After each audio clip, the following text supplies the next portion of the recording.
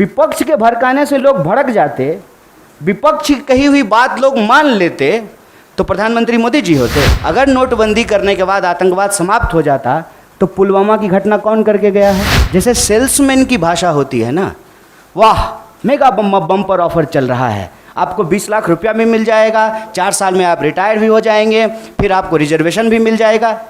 इस भाषा की मानसिकता को समझने का प्रयास कीजिए।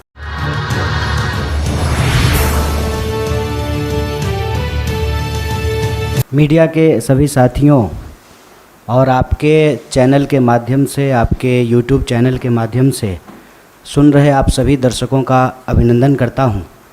और हमारे 2 वरिष्ठ साथियों ने न सिर्फ आज बल्कि लगातार जब से ये योजना घोषित की गई है भारतीय राष्ट्रीय कांग्रेस का पक्ष रख रहे हैं। मैं भारतीय राष्ट्रीय कांग्रेस का एक साधारण कार्यकर्ता हूं, उसके साथ साथ मैं बिहार का रहने वाला हूं। शायद ये पहला मौका है कि मैं आप तमाम लोगों के सामने स्पष्ट तरीके से यह बात रखना चाहता हूं कि मैं ऐसे परिवार से आता हूं, हमारे परिवार में रिश्तेदारी में 16 लोग आर्म फोर्सेस की नौकरी करते हैं। मैं ऐसे परिवार से आता हूं जिसको शहीद का परिवार कहा जाता है। इंसर्जेंसी में हमारे एक भाई की शहादत हुई है, उन्होंने अपना सर्वोच्च बलिदान दिया है।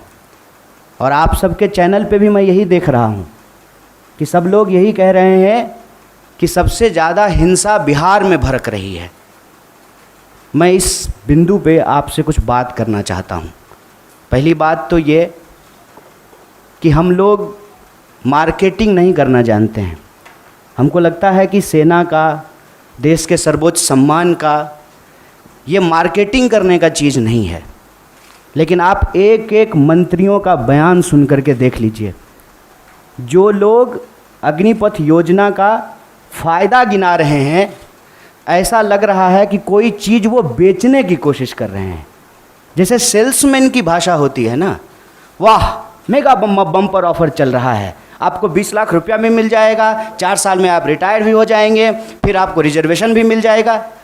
इस भाषा की मानसिकता को समझने का प्रयास कीजिए। ऐसा लगता है कि रेलवे स्टेशन के बाहर कोई चूहा मारने की दवा बेच रहा हो। साहब आप मंत्री हैं, आप सबसे पहले देश की जनता को ये बताइए कि इस योजना की ज़रूरत क्या है। हर साल जब 50,000 से ज़्यादा भर्तियाँ और नियमित भर्तियाँ, जिसमें टीए भी है, डीए भी है, पेंशन भी है, सेंट्रल स्कूल में एडमिशन का भी प्रावधान है, रेलवे का भी टिकट मिलेगा, हवाई जहाज़ का भी टिकट मिलेगा, और अगर सर्वोच्च बलिदान आप देते हैं, आपको शहादत होती है, तो आपके परिवार का भी ख्याल रखा जाएगा। इन तमाम बातों को छोड़ करके मंत्री कह रहे हैं कि आपको 20 लाख रुपया मिल जाएगा इस उम्र में। ये वही भाषा नहीं है कि प्रधानमंत्री जी बोले थे कि काला धन वापस आ जाएगा तो आपके खाते में 15 लाख रुपया मिल जाएगा। मिल गया क्या 15 लाख रुपया? जिस खाते में 15 लाख रुपया मिलने वाला था ना, उसी खाते में 20 लाख रुपया भी मिलेगा। इस मानसिकता को समझने की ज़रूरत है और इसीलिए हम लोग इस योजना की ज़रूरत पे सवाल उठा रहे हैं। जब देश में एक नियमित भर्ती प्रक्रिया है, 2014 में देश बना है, उससे पहले क्या आर्मी में लोग बहाल नहीं होते थे? क्या हमारे पास जो एक प्रक्रिया नहीं थी, उस प्रक्रिया को ख़त्म करने का कारण क्या है? तब सरकार के कुछ दावे बताए जा रहे हैं। दावा क्या है? दावा ये है कि हम चाहते हैं कि हमारे देश के नौजवानों को रोज़गार मिले। ये तो आप चाह रहे हैं, ये आप वादा भी कर चुके हैं कि हर साल आप 2 करोड़ नौकरी देंगे। उस 2 करोड़ नौकरी को छोड़ करके पीएमओ ने अभी ट्वीट किया कि हम 10 लाख रोज़गार देंगे। साहब अगर आप रोज़गार देने के लिए सीरियस होते, 28 लाख पोस्ट जो हैं वो सिर्फ सेंट्रल गवर्नमेंट में रिक्त पड़ा हुआ है, और आप स्टेट गवर्नमेंट में जाकर के देख लीजिए, भर्तियां नहीं की जा रही है। हकीकत क्या है? हकीकत ये है कि ये असली बात देश की जनता से छुपाना चाहते हैं। असली बात क्या है? आप सब लोगों को याद है कि जब नोटबंदी की गई तो यह दावा किया गया कि इसके बाद नक्सलवाद समाप्त हो जाएगा, आतंकवाद समाप्त हो जाएगा। कल ही जो है एक सब इंस्पेक्टर की फिर से टारगेटिंग किलिंग की गई है। नक्सलवाद की घटनाएं हो रही हैं, आतंकवादी घटनाएं लगातार हो रही हैं। अगर नोटबंदी करने के बाद आतंकवाद समाप्त हो जाता तो पुलवामा की घटना कौन करके गया है, कैसे पुलवामा की घटना हुई है? तो ये दावा करते हैं। जब उस दावे का आप पड़ताल करेंगे तो आपके ऊपर ही आरोप लगाना शुरू कर देंगे। एक व्हाट्सएप मैसेज घूम रहा है जिसमें कहा जा रहा है कि जिस भी योजना का कांग्रेस विरोध कर रही हो, ऐसा आप मान लीजिए कि वो योजना सही है। कांग्रेस के विरोध करने से आप चलते हैं? आप सत्ता में बैठे हुए मोदी जी, आपके ऊपर देश की जनता ने भरोसा किया है। विपक्ष के भड़काने से लोग भड़क जाते, विपक्ष की कही हुई बात लोग मान लेते तो प्रधानमंत्री मोदी जी होते। इस देश के लोगों ने मोदी जी के ऊपर भरोसा किया। और मैं याद दिलाना चाहता हूं कि ये वही नौजवान हैं, ये उस वक्त हिंसा नहीं किए जब इनके माँ बाप हजारों किलोमीटर पैदल चल करके अपने घर गए। ये वही नौजवान हैं, ये तब भी हिंसा नहीं किए जब उनके परिवार को ऑक्सीजन नहीं मिल रहा था और वो तड़प तड़प करके जान दे रहे थे। ये तब भी हिंसा नहीं किए जब आपने हर साल 2 करोड़ नौकरी नहीं दी। मैं देश की सरकार से, भारतीय राष्ट्रीय कांग्रेस की तरफ से यह अपील करना चाहता हूँ कि ये कोना कोना कौन कोना सोतली पुतो कोना खेलना बंद कीजिए। आप हकीकत में बताइए कि रियलिटी क्या है। क्या आपने विपक्ष को पूछा? आपने विपक्ष को पूछा कि हम कोई योजना ला रहे हैं? आपने कोई पार्लियामेंट्री कमेटी की मीटिंग की? या आपने नौजवानों को पूछा कि हम आपका भलाई करना चाहते हैं किसानों की तरह, और नौजवान कहते हैं कि हमको ये भलाई नहीं चाहिए? इस मनोदशा को समझिए साहब। हम ऐसे गांव से आते हैं, ऐसे इलाके से आते हैं, कोई ऐसा साल नहीं गुजरता है साहब कि हमारे इलाके में कोई शहादत ना हुई हो। हमारे इलाके में लोगों के पास महज नौकरी नहीं है सेना, हम जानते हैं इस बात को। जब किसी परिवार में किसी बच्चे को सेना की नौकरी मिलती है, पूरे इलाके में उनका सम्मान होता है। और दुख के साथ साथ जब एक पार्थिव शरीर गांव आता है, आंखों में आंसू होने के बावजूद उस इलाके का सीना गर्व से चौड़ा हो जाता है कि हमारे बच्चे ने जो है देश के लिए सर्वोच्च सम्मान दिया है। सेना का सवाल देश की सुरक्षा का सवाल है, आप इसको मजाक मत बनाइए। और एक बात हमारे साथी भी कह रहे हैं, आप तमाम मीडिया लोग भी इसको बोल रहे हैं कि उसमें से 25% लोगों को, साहब 25% नहीं, अप टू 25%, ध्यान रखिएगा। ये है सेल्समैन मेगा बम्पर ऑफर की मानसिकता। अप टू 25% क्या होता है? मतलब 25% की भी गारंटी नहीं है। ये मत समझिए आप कि उसमें से एक को दे ही देंगे नौकरी। बहुत चालाकी से टर्म्स एंड कंडीशन लिख दिया है, अप टू 25%। और इसमें ये कितना गंभीर है, इस गंभीरता का आप अंदाज़ा लगाइए कि अभी आए हुए 3 दिन हुए हैं घोषणा किए हुए, 2 मेजर अमेंडमेंट हो चुका है। और जो फ़ायदा गिनाए जा रहे हैं वो फ़ायदा तो पहले से है। सेना में, आर्म फोर्सेस में, पैरामिलिट्री में भर्ती होने की मैक्सिमम आयु 25 वर्ष है।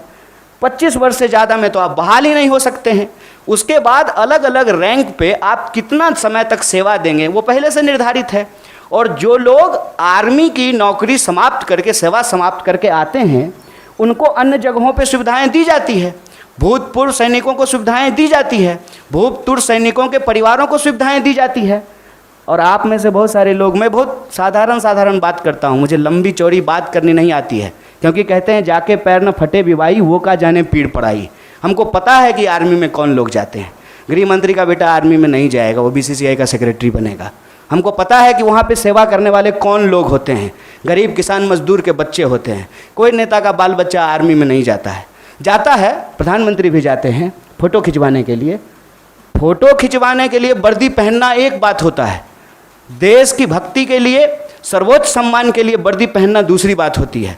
दीपावली में जा कर के मिठाई बांट देंगे, उसके बाद आ करके अग्निपथ योजना ला करके देश की जवानों का दिवाला निकाल देंगे। अग्निपथ योजना इस देश के नौजवानों को अग्नि में झोंकने की योजना है। इस योजना को सरकार को तुरंत वापस लेना चाहिए। और ये जो लॉलीपॉप वाली भाषा है ना, इस लॉलीपॉप की भाषाओं को बंद करना चाहिए। और जहाँ तक बिहार में हिंसा का सवाल है, सीधा सा एक कारण समझ लीजिए, ये नौजवान ना किसी के द्वारा लाए गए हैं, ना किसी के द्वारा बुलाए गए हैं। आप तमाम प्रबुद्ध पत्रकार यहाँ बैठे हुए हैं, कोई ऑर्गेनाइज्ड आंदोलन होता है उसका स्वरूप अलग होता है। हम लोग 3 दिन से नहीं डिटेन हो रहे हैं यहाँ पे, हमारा ऑफिस छावनी नहीं बना हुआ है। हम लोग आते हैं, पुलिस पकड़ करके हमको ले जाती है, कोई हिंसा नहीं होती है, कुछ भी नहीं होता है। उसमें हिंसा क्यों हुआ है? क्योंकि वहाँ नौजवानों का सब्र जो है पानी सर से ऊपर चला गया है। और एक बात और जान लीजिए, जो हमारा बेरोजगारी दर है देश का, बिहार का बेरोजगारी दर डबल है साहब। जहाँ के मजदूर, बिहार का मजदूर जाता है ना हरियाणा और पंजाब में धान काटने के लिए, बिहार के ही लोग आते हैं ना दिल्ली में काम करने के लिए, बिहार के ही लोग जाते हैं ना महाराष्ट्र में काम करने के लिए। जहाँ एम्प्लॉयमेंट नहीं है वहाँ के लोग ऑलरेडी विस्थापित होते हैं। ये जो बच्चे हैं ये उस उम्मीद में अपने गांव में रह रहे हैं, दौड़ रहे हैं जाड़ा गर्मी बरसात, सड़कों पे, मैदानों में, रेत पे, कि इनको किसी दिन सेना में सेवा देने का मौका मिलेगा। ये मौका इनसे जब छीना जा रहा है तो इनका सब्र टूट गया है। लेकिन मैं इन तमाम नौजवानों से भी एक अपील करना चाहता हूँ, दोस्त, हम किसान के बच्चे हैं और हमारे माँ बाप ने इस सरकार को झुकाया है, इस सरकार को बताया है कि ये देश गांधी का देश है और गांधी के देश में सत्य और अहिंसा से ही कोई लड़ाई जीती जा सकती है। इसीलिए भारतीय राष्ट्रीय कांग्रेस की तरफ से इस आंदोलन का पूर्णतः समर्थन करते हुए सरकार से यह अपील करते हैं कि इसको वापस लीजिए और नौजवानों से अपील करते हैं कि देश की संपत्ति को मत जलाइए, मत जलाइए, क्योंकि कल को आपको वही संपत्ति इसी प्रधानमंत्री से बचाना भी है। क्योंकि देश की संपत्ति ये दोस्त को बेचने वाले हैं, ये हमारे आपके टैक्स के पैसे की संपत्ति है, इसकी रक्षा कीजिए, सत्य और अहिंसा के रास्ते पे चलिए। और किसानों ने 700 लोगों की शहादत देने के बाद 1 साल से ज़्यादा आंदोलन चलाया, शांतिपूर्ण तरीके से चलाया, तमाम तरह के आरोप लगाए गए, जैसे आज आपके आंदोलन को कहते हैं उपद्रवी, तोड़ फोड़ करने वाले, हिंसा करने वाले। ये कहाँ से आ गए, कैसे आ गए, कौन है इसके लिए जिम्मेवार? और विपक्ष के माथे पर मत खेलिए। विपक्ष की बात जनता अगर सुन रही होती तो आप देश के प्रधानमंत्री नहीं होते। इसलिए प्रधानमंत्री होने के चलते मैं आपसे अपील करता हूं कि इस योजना को आप वापस लीजिए। बहुत बहुत धन्यवाद, बहुत बहुत शुक्रिया।